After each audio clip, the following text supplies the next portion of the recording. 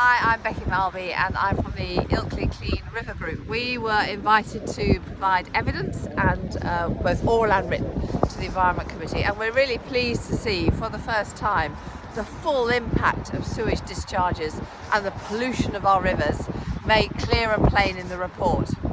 However, of course you'd expect this from us. As a community group who've been campaigning for 3 years, we're really looking for some action now. At the moment, the action in the report is about data and testing. Actually, we've been doing data and testing here for some years, working with the Yorkshire Dales Rivers Trust, the Environment Agency and others across the whole of the Wharf, but ourselves in our campaign very locally here in Ilkley. And what we found is that downstream from here, the river is so polluted that it's a public health risk all through the year.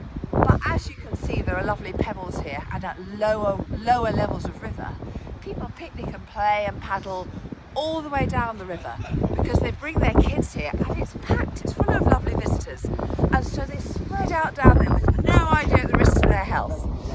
Further upstream here, we've got pollution coming from Addingham, the next village up. Again, every time it rains, we have pollution going into the river here. So at the sewage treatment works just downstream, a third of the year, 120 days, there is raw sewage discharged in the river. And the excuse is, we mustn't let it back up into people's homes. Oh dear, we've got a Victorian sewage system. Well, do you know what? We don't drive on Victorian roads. We don't have Victorian medicine. If you went to your GP and asked them to look after you and they gave you some leeches, you would be horrified.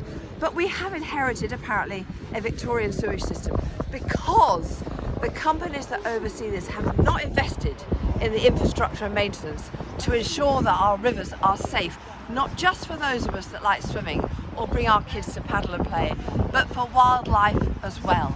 So this is ecologically, or in terms of public health, fit for purpose.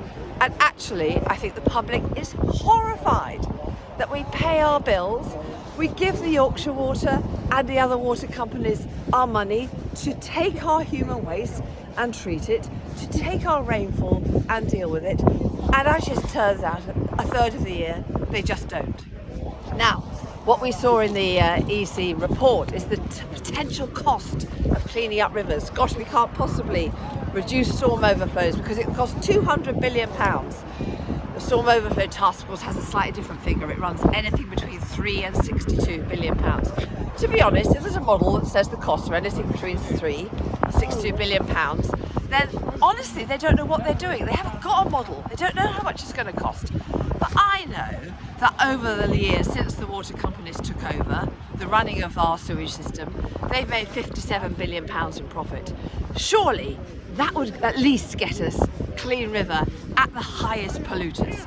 So if, for instance, they hadn't given out huge dividends to their corporates, if they weren't actually financial management institutions, but they were interested in cleaning up the river, they were interested in ensuring that we have rivers that are fit for purpose, then we would have not a Victorian sewage system, but a 20th century sewage system.